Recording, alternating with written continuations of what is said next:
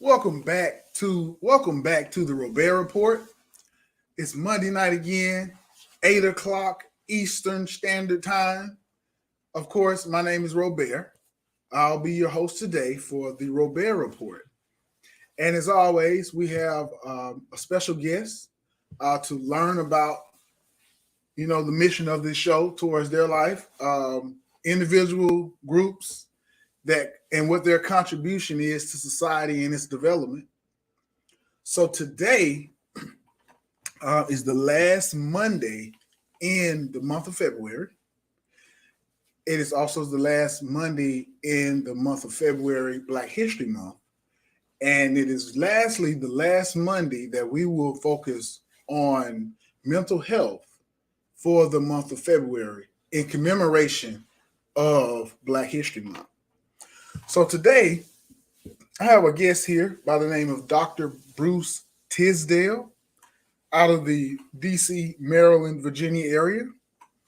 Dr. Tisdale will explain to you about what he does in the field of social work. And I am going to put up the link, as I always do, for the suicide prevention. First, I'll start with if you're in the Baltimore area, need help with life struggles, please call this number. Someone will be able to talk with you. And it's important to get help, mental health support, particularly during this COVID-19 pandemic that's taking place, that's ravaging our world and our society. There's a number in Baltimore to give a call to if you need someone to talk to. Let's get on with the show. So we have a practicing licensed social worker, a counselor, a therapist here with us today. Dr. Tisdale, how you doing today, man? How you making? I'm doing well. Thank you for having me. Okay, great. And we'll jump right into the show. I back in November 2020, I was on a conference call for the Office of DC, and that's District of Columbia, Fathers, Men, and Boys. I was on a conference call where the topic was supporting men in the family law arena. Whether they were trying to get custody, issue with child support, trying to get an attorney. And one particular area was regarding mental health. So I was saying, hey, how does this fit into this narrative that we're discussing today regarding men being supported in the family law arena? And Dr. Bruce, I call him Dr. Bruce, Dr. Tisdale, he spoke, and I knew that he was there for a purpose. So, Dr. Tisdale, why was it important for you to be at that gathering that day in a family law setting? Just for those who have no clue about, what you do. Sure. Well, first, thank you for just inviting me to this opportunity. I want to commend you for doing a good work. I can attest that you are a brother that has a genuine heart and desire to help and share good information with others. And this platform that you're on is doing just that. So I'm really excited about this opportunity to come and share tonight. Great. So Thank you. I guess to try to answer your question, I was invited through a colleague that I had did some shared work on over the last maybe 10 to 12 years as a case carrying social worker during that time. And so she felt, given the purpose of that particular event and my past experience, and I'm a Black male, Black social work male, that I could perhaps relate to the topic and the audience that we were hoping to address during that particular event. Okay. And with that explanation, it actually leads into another question that I had. And that question, you can call it a two-part question. In the field of mental health, and in particular in the field of social work, why would you say it's important to have men in that line of work, and in particular men of color? Mm-hmm. Well, I could talk about my experience again, or related to my experience as being a case carrying social worker when I worked in child welfare. Majority of the first part of my social work career, I worked in child welfare in both Maryland and Washington, D.C. And a large percentage of the families that I served, they were absent of fathers. In fact, when we were looking at trying to find what's called permanency for children, whether it was reuniting them with their caretaker, oftentimes that would be a mother or a maternal figure. Um, Fathers or paternal figures are very rare, rarely involved. That's not to say that they aren't, but in terms of taking on a primary custodial role, you just didn't see that, at least in child welfare. Okay. And I think, given my experience as a Black male social worker, I've been able to really ask the simple question, where's dad? Um, Mm. because just because they weren't involved doesn't mean that they did not want to be involved. Wow. And so, just by simply asking that question, we were able to uh, bring those dads in, or those paternal figures in, so that Wow. they could have some involvement in their child's life, even if they weren't considered a viable permanency option for their child. Okay. Uh, and then, I have my own story. It's not necessarily one of child welfare, but this is personal to me. I have three children where each of those situations are very unique, and it caused a lot of distress. My story is one where the courts, they asked the question, well, where's mom? And Mm. gave mom the benefit of the doubt, even when mom didn't show up. And it was clear that she was not going to be involved. Um, and so I noticed the biasness of the systems. And so I've really dedicated my career to making sure that fathers or paternal figures have a voice, particularly those of color. Okay. Okay. Wow. So similar to an expression I've heard before, where they say giving a voice to the voiceless. Would that be something that you could see yourself have identified with that expression? Yeah, absolutely. For many good reasons, fathers, don't want to get caught up in this process, right? But it's necessary that they have representation Okay. that lifts up their voice and honors their contributions that they bring to the lives of the children. Okay. Wow. Doctor Tisdale, I'll call you Doctor Tisdale for the. Oh yeah, let me do this real quick, 35 seconds. We are live streaming to Facebook, YouTube, and we're newly live streaming to Twitter. That information just came across my desk and a few of other people on our network desk, that you can actually live stream to Twitter. So we're on Twitter as well. Check us out, Black USA News on Twitter. We'll get back to the show. All right. So one thing that did impress me about meeting you was that you graduated from Howard University. That's my undergraduate. So I'm a full-time son. I graduated very well. I had a good GPA. I don't have no hard feelings. And when you told me that, I was like, wow. I've always walked past that social work building right on the corner. You have to pass it coming into the campus, but never really gave it any thought. Never, and not because I didn't care, because it's because I didn't know. Right. And that building means a lot sitting on that corner. Let me ask you this. So I know you're LCSW. All right. And what other social work designations do you hold for the field? And so when I say that, what designations do you hold? And also as a way to share with others who may be interested in learning more about going into social work, what are some of the different paths that they can take? Mhm.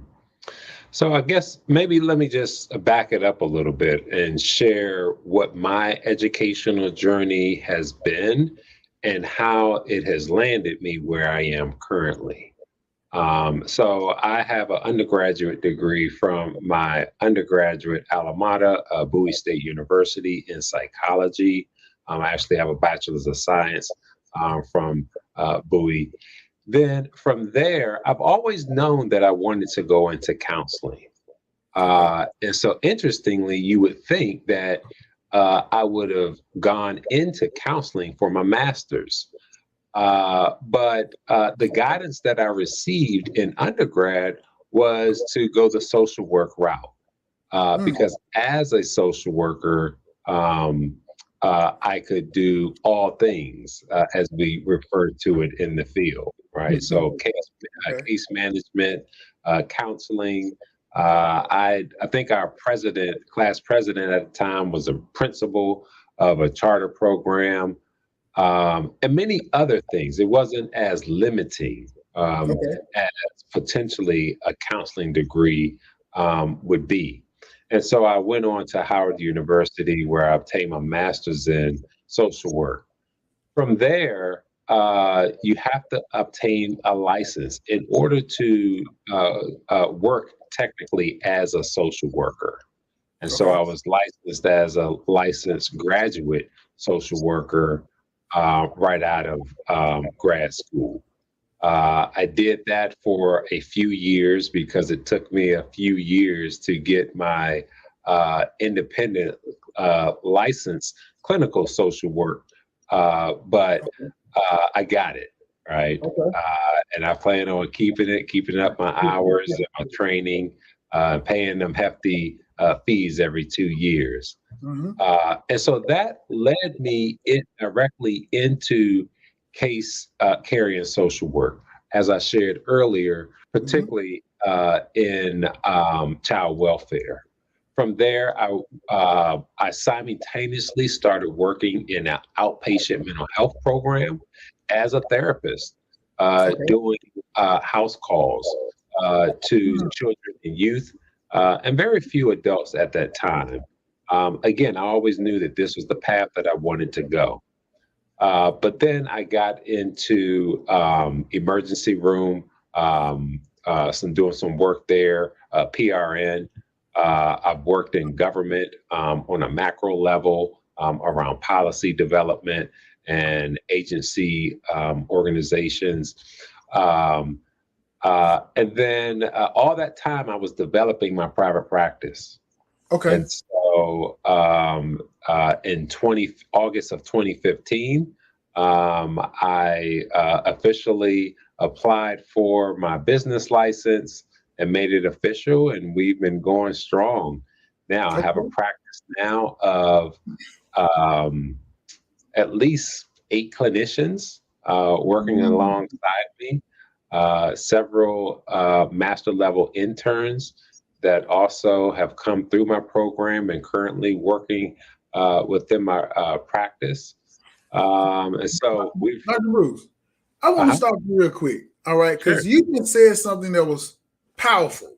I mean, you experience it every day. So I don't know if you realize how powerful it was what you just said, but in 6.5 years, to August 2015, is that date correct? Correct. It's tomorrow will be March 1st, 2022, and you work alongside 8 other clinicians Mhm. and you have master's degree or master's seeking students operating with you all in this field of mental health. Is that correct? That is correct. I mean, that is so powerful because that is you just said that you went down to get yourself a business license. That's very important, for the paperwork side. You already had these experiences on your academics and as well as professional. You melded or gelled the two together to create a source of income for yourself where you're actually helping the community out. Is that correct? That is correct. Yes. Wow. Okay. That is a topic that is rarely ever discussed by Yeah. you're a black man and working with 8 other people as clinicians, and you have people who are working with you who are master's degree or master's degree seeking students, and you all are working with people to help out in the mental health field. That is so powerful. I just wanted to state that. I want you to continue what you were saying, but I wanted to highlight that real quick. Yeah. Yeah. Absolutely. Yeah. I guess when you put it like that, I don't. I mean, yeah. I mean, we've done some amazing things over the last 5, 6 years, right? Wow. And so our focus now is really to step into our mission and our purpose, and that is to serve individuals that are reeling from the effects of childhood trauma Okay. or early adulthood trauma. Okay. Or any other life stressors that they continue to struggle with. And so we try to provide a very specific approach in our work Okay. with our, have kind of gotten away from the young children. Still Okay. get those referrals to slip in from time to time. The referral sources know how to smooth me over, and my heart. Okay. My heart, They got you. they still get me from time to time. It's hard to say. I no longer work with children, Right. but I try to focus more on adolescents, young Okay. adults, and older adults. And tell me, you trying to graduate too, man. You trying to, build it up. That's all right. That is awesome. That is so Yeah, awesome. yeah, Dr. Bruce, that is so awesome what you're saying to my audience right now, to this audience. And once again, we're streaming on 3 platforms: Facebook, YouTube, Twitter. First week on Twitter, and we have wow. I'm blown away because you've kind of taking something whereby. So my mother, I'll start with that. My mother, I always thought my mother was a social worker, but she was never a social worker. She never said she was a social worker. She worked for a social work organization, a community social work organization, actually 2 of them in my hometown. She was a case manager and she did case manager work. But I always, growing up, thought she was a social worker. And I asked her one day, she said, "No, I never said I was a social worker. I'm a case manager." And so I thought that the work that she was doing was social work. I mean, it is, but she was just a case manager. And then when I say, I'm not limiting that, I'm just saying she was only operating as a case manager. When I found out what social work actually was, I was 21 years old, 22. I was at Howard myself, and I met a student who was in the social work department. And she began, because I was helping her with develop some of her papers. And she began to help me understand kind of what social work was at the time. All right. She mentioned this thing called 3,000 hours of clinical supervision. All right.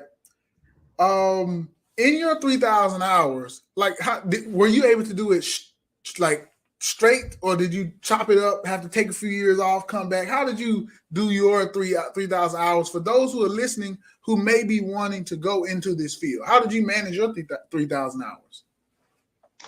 right. So what you're referring to is the postgraduate level requirements towards becoming independently licensed. Uh, and so those 3,000 hours for me came very easily because I Okay. was working 2, sometimes 3 different jobs. Wow. And so my clinical hours, direct clinical hours, added up in just a little less than 2 years. My Wow. challenge was passing the clinical exam. Right? Okay. I never realized that I had such anxiety until it came to that exam. Wow. So it took me a little time to find the recipe to get past it. But like I said, once I did, that was it. Okay. Okay. That's important that you brought that up about the test because how can I say this? It can be this.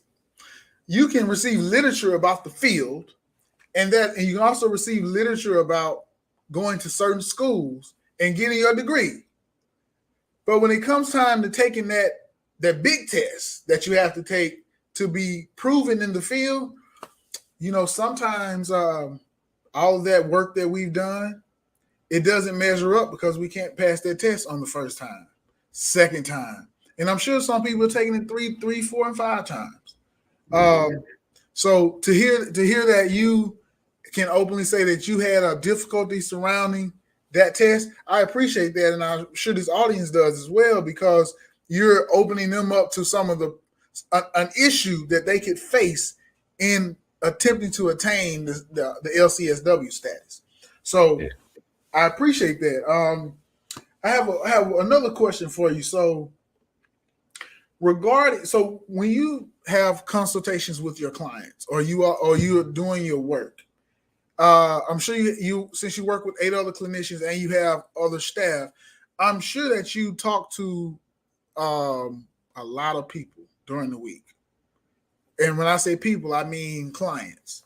And with so many clients, how do you manage in regards to self-care? How do you manage to keep going when you have a 9 to 9:50, and then a 10 o'clock to 10:50, and then a 10:50 to 11 o'clock? How do you juggle? How do you manage that time? How do you take care of yourself when you have if you have that type of schedule that you work with? Mhm. Well, that's an area that is still very much a work in progress for me. Excuse me. But I am trying to be intentional with being okay with owning my free time. Okay. I am one because I've always worked and worked hard, uh, have found it awkward or difficult when the weekend comes and I don't have to work, for example, right? Or if there is an hour in my schedule and I have no clients, no other paperwork to do, just Mm, leaning into that time and appreciating it. That is still okay. something that I find myself trying to be okay with. Some days I am, and other days not so much. Okay. But other than that, I am very regimented with my schedule. So, for example, I get up every morning at 3:10 a.m. and do Okay. at least a ten mile run or workout, 10-mile workout of some sort. And that takes me, a good part of 2, maybe sometimes 3 hours if I lift weights. I'll get my meditation and scriptures in after that. Make sure I eat my breakfast, take Wow. my vitamins, right? I don't take calls or texts first thing in the morning because I just feels that kind of sets my day in a direction that's not very helpful for me. Okay. Uh, and then I just try to own my time throughout the day and be okay with saying no.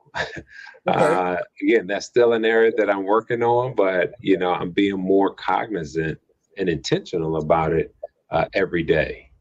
Okay. Okay, okay, okay. Wow. So you have an entire regimen set up starting at 3:10 in the morning towards building for your day so that you will be able to be operate at your highest capacity for your clients and for your coworkers. Is that correct? That's correct. Yes. Dr. Tisdale, it looks as if you really have a heart for your field. I mean, because you're taking the necessary steps to take care of yourself, and because you're strong, you're able to take care of your clients and your coworkers and your family that you have. So, man, you have come and dropped some real, in just a few short moments, you've dropped some real jewels on our audience, because it's not every day that a person gets a chance or even seeks out to listen to a social worker or anybody in particular in the field of mental health outside of that specific practice, or going to their office, or to see them for whatever, for any of various reasons. But just to listen to someone who's a professional in the field explain with such clarity, I think this is a real gift to our audience. In particular, our last Monday here for mental health for Black History Month. Mm-hmm. And so, so you mentioned Howard, for master's degree and for your PhD. Is that correct? So I actually have a doctorate in social work and not a PhD in social work. Okay. But I obtained my doctorate from Capella University, an online university. Yeah. Okay. Wow. Okay. And so so my next question is surrounding how you interact with your coworkers in your work environment. All right, it's a C-19 COVID, however someone wants to explain it, wants to say it. So when you all are working now, all right, are you all always meeting in the office with your patients, or are you all doing online work, virtual work? How do you all how do you manage it with your patients at this moment? So with our clients, we are about 97% virtual. There is still a small percentage that is telephonic, but by and large, our sessions are virtual. We do have maybe about 3 clients that have requested to come in the office based on comfort level of myself and the other clinicians. We have accommodated that. Okay. Well, Dr. Tisdale, is there do you all have a website that I can possibly pitch up for people who want to seek you out Sure. for your support? Yeah, absolutely. Okay. It's Hope, HOPE, the number 4, Okay. YOULLC.org. .org. Yep. So Yeah. I'm going to put this up on the screen. I'm also going to write in any information that you're comfortable sharing with me into the chat, so that people can reach out to you. If you have any information that you would like for me to put into chat, I can do at this moment. Okay. Or they can just call me directly. One of the parts of our mission is to offer convenient access to mental health treatment. We don't want we want to try to remove any barriers that may exist for someone. Okay. Sometimes particularly people of color, we may have been thinking about reaching out for help at some point. And, we feel like, well, this isn't the best time. It's late at night. If you text me, I will respond. That is a cell phone number that you see there. If you shoot an email, you will get a response. So, there's more than one way to reach out, is my point. Okay. Wow. So for those in the audience, this is a brilliant website. It has contact information at the top as well as bottom. You can find hopeforyoullc.org on Facebook, looks like this is Twitter and Instagram. Facebook, Twitter, and Instagram. They also have on here the hours that the office is available, as well as they may be open on weekends by appointment only. This is awesome. At the top, you can submit your referral for your interest in working with this office. And in the middle of the page, near the bottom, they have a services tab. I would suggest for those who may be looking for some support or looking for a consultation, looking for a new home, if you can call it that, www.hopeforullc.org. Looks like a great opportunity for anyone seeking support. As I say, I heard Dr. Tisdale speak at an event, a virtual event, about a year and a half ago. Was really impressed, thought about it for a while. And when I got this show, I said, one person I am going to bring on to talk for today, as well as for the near future, is Dr. Tisdale. So thank you so much, Dr. Tisdale, for coming and sharing with us today about your experience in the field of social work. I know you say you get up at 3:10, so you up in a few minutes. So hopefully we didn't carry you too long. Lastly, go ahead. No, it's been a pleasure. Thank you again for the opportunity. All right. And before we leave, I will say welcome. Thank you to Be More News. Let me see, get it right. We had an award ceremony this past Wednesday in Baltimore at Collins. I was awarded one of the Joe Mann's Black Wall Street Awards.